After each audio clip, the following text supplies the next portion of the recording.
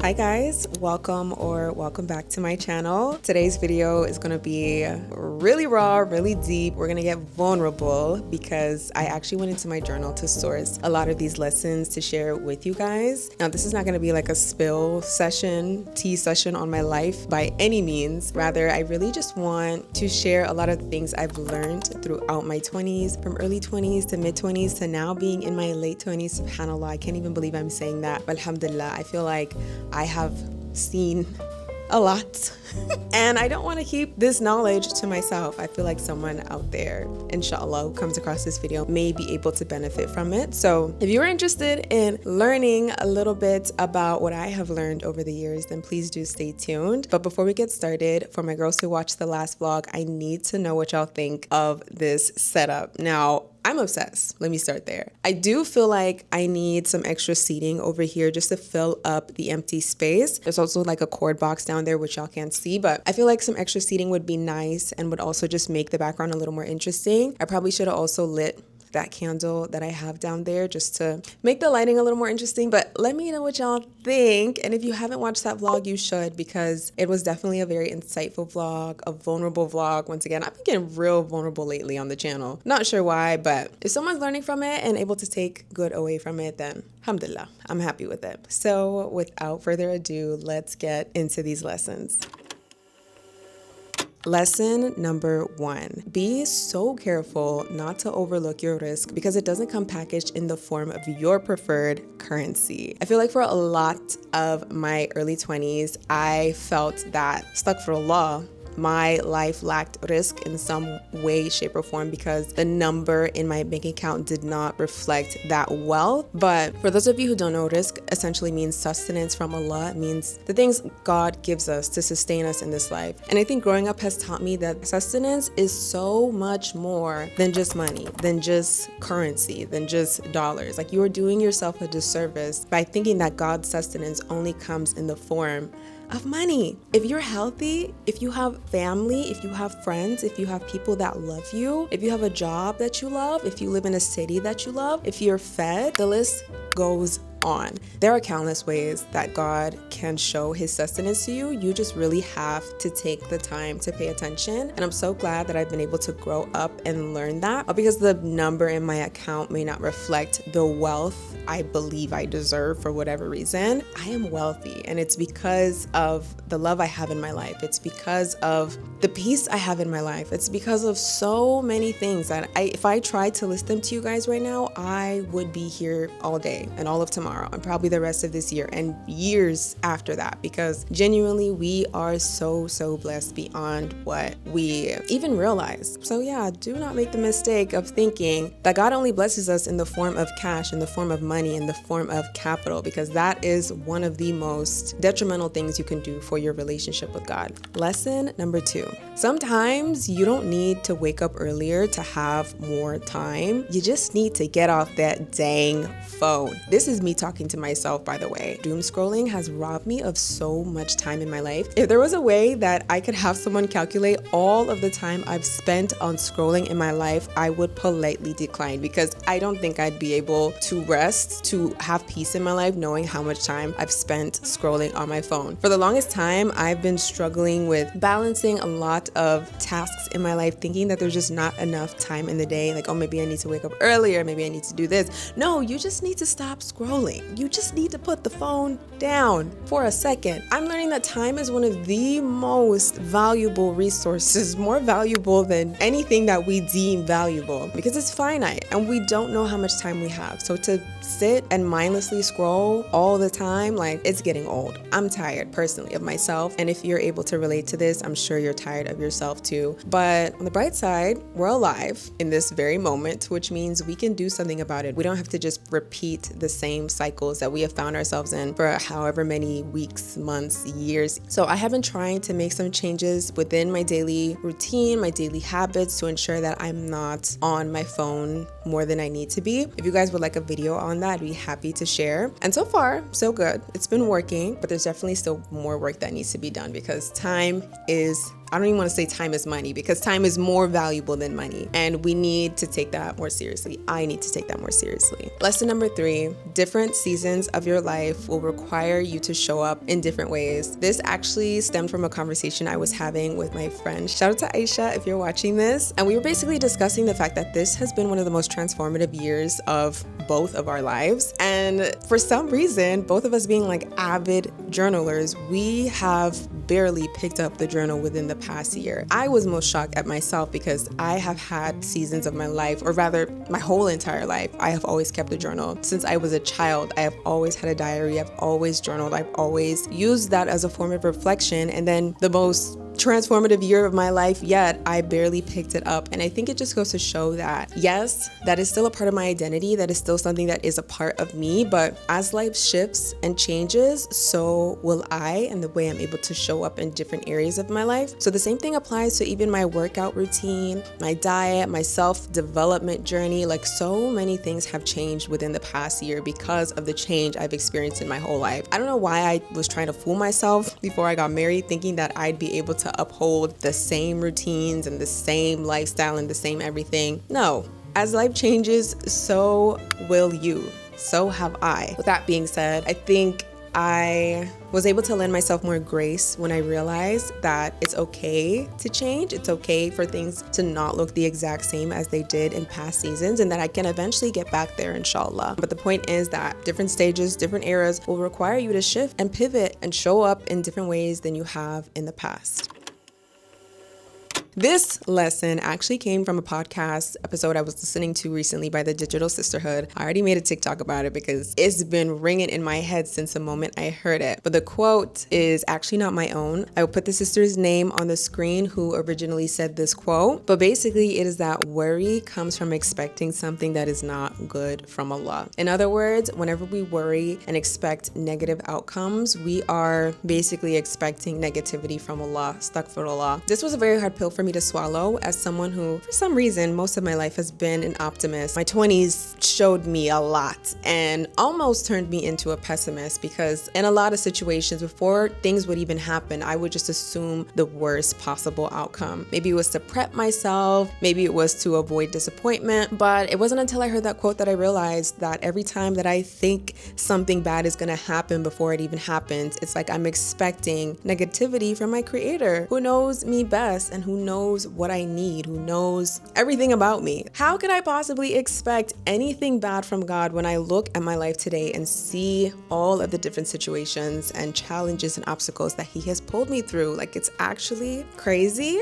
And since hearing that quote, I have definitely made more of an effort to be more mindful of the things I think the first time I think them, because God is exactly who you think Him to be. If you think that He is the most generous, willing to give you anything your heart desires, that is exactly who He will be to you. And God forbid you think the opposite. That is also what He will be to you. So that's definitely been a more recent lesson for me, but I'm very, very grateful for it. I honestly don't remember what number lesson we're on. So the next lesson is that trends are fleeting, but personal style is priceless. I think this has been a newer lesson for me, especially as someone who only recently put on the hijab. I felt like at the start of my journey, it was definitely a phase of trial and error, even till now. I was kind of just working with what I had in my closet until I was able to shop around more for different pieces. And unfortunately, during that time period where I was shopping, I found myself shopping a lot of trends, buying pieces that I only liked because I saw them on other people, not because they actually fit me or fit my style or fit my likes, just because I hoped they would make me look as good as they looked on other people. But there is truly nothing like embodying your personal style. I don't think I can put into words the confidence that exudes from you when you put something on that feels like you, that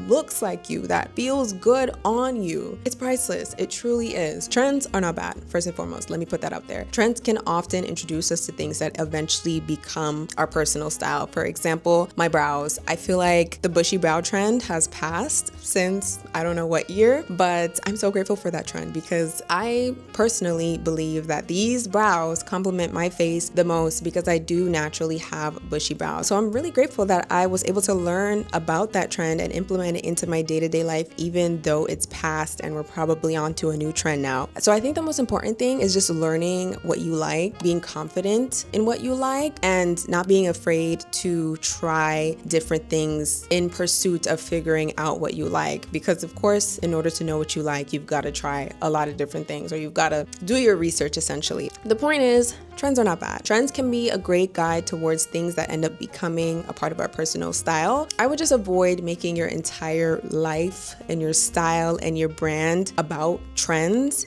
because you never get to really express yourself and be you that way. Like, you're kind of just always waiting for somebody else to tell you what to do, to tell you what looks nice, and to tell you what doesn't. This is a big one. Long-term consistency is always rewarded with momentum. So this can apply to pretty much any new habit that you're trying to implement into your life. The longer you're able to stick to it, the more likely you are to get to the stage where it almost becomes autopilot and a part of your identity. And I've definitely learned this recently, especially as it pertains to my weight loss journey, because that has not been easy, okay? To be truthful with you guys, I have fallen off so many times, more than I can count. Had one too many cheat days that I did not plan beforehand. I've skipped the gym. I've done a lot of things that would typically derail me, but because I know that one day, if I'm able to stick to it and stay consistent for long enough, my consistency will be rewarded with that momentum, and it will naturally become a part of me and my identity and how I show up in the world. So just think about the things you do without even thinking about it, like brushing your teeth, taking a shower, washing your hair, cleaning dishes. It can be anything, but there's so many things we do without thinking because we've done them for so long.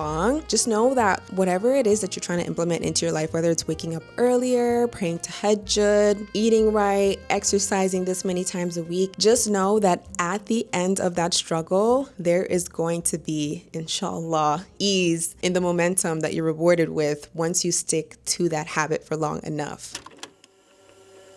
The next lesson is that grace is a non-negotiable for my health, my sanity, and my longevity. On my 27th birthday, I could not help but look back at a bunch of baby photos of myself, just reflecting on my life and my experiences and the things I've overcome. And while I was looking at the photos of myself as a child, guys, I got so emotional. Like, I literally broke down and started crying, because every time I beat myself up about something, every time I'm hard on myself, every time I talk negatively to myself, that is who I'm talking to. That little girl is who I'm speaking to in that way. Looking at that photo like really changed something in my brain. Like, this was the first time I was able to see a baby photo of myself and see it as me, not just this photo that people say is of me when I was a child, but no, like, that is me. Like, essentially, I'm still a baby, and so are you. Like, no matter how old you are, I genuinely am learning so many things for the first time, and will continue to learn so many things for the first time. And so will you. It's almost like yelling at a child for not learning to walk or talk fast enough. It's pretty much the same situation when you look at ourselves now and the new obstacles and challenges that we're learning to deal with and overcome and face. Like, we're just babies at the end of the day. And I honestly feel like the world would be a better place if we looked at each other as babies and treated each other with the grace that we treat babies with, because we're really just all figuring so many things out for the first time. With that being said, I have learned that grace is a non-negotiable, for me at least. So I highly recommend looking at a baby photo of yourself if you can, because there's truly something about looking at yourself as a child that reminds you of the fact that you're still a child in so many ways now, and still deserving of the same grace that you would extend to the younger version of yourself. Next lesson. You're almost always going to reflect the company that you keep, so please choose wisely. Again, wish this was a lesson I could have learned sooner, but I'm so happy that I know it now. No matter how strong you think you are or how immune you may be to influence, one way or another, the people around you will influence you. It won't be in every way, but it will be in some ways. And if you're not okay with the idea of that, then it may be time for you to question why you have chosen to surround yourself with said people. Next lesson. Embarrassment or cringe is oftentimes us reacting to what we think other people are saying or thinking towards something we're witnessing. I've noticed that every single time I'm cringing at something, I'm not even cringing at my own thoughts about the thing. I'm cringing at what I'm thinking every other person around me is thinking about what I just saw. And when you really put it that way, it makes you realize, so what? So freaking what? We don't even have proof to prove that other people are thinking the things that we're imagining. So essentially, if you are stopping yourself from doing one thing or the other out of fear of cringe or embarrassment, I want you to sit and analyze why you cringe at the things you cringe at. A lot of times it's not even really what you're thinking. It's just a projection of what you've been taught to think about said thing. So don't let cringe stop you. Cringe has never hurt nobody. It has never killed nobody. It has never ended a person's life. So don't let that be the thing that is stopping you from chasing your dreams. And the last lesson is that you're only as good as your ability to pivot, and not in a productivity kind of way, but more so in a mental kind of way. I say this as someone who tends to attach myself a little bit too much to my goals and the things I set out to do, when in fact I don't actually have as much control as I think I do. So essentially what I'm trying to say is, if you want to have peace, mental sanity, it's best that you leave room for Allah to redirect you towards what is best for you. So as long as you're willing to be flexible and malleable and willing to pivot and change your plans when you're being guided to do so, you will be okay, inshallah. I think this is a lesson that I'm still learning right now, but I will definitely have to come back to this video to refresh my memory whenever I need that refresher. I hope you guys enjoyed today's video. Let me know if any of the lessons I shared resonated with you, and let me know if you'd like to see more videos like this. And inshallah, I will see you guys in my next video. Bye guys.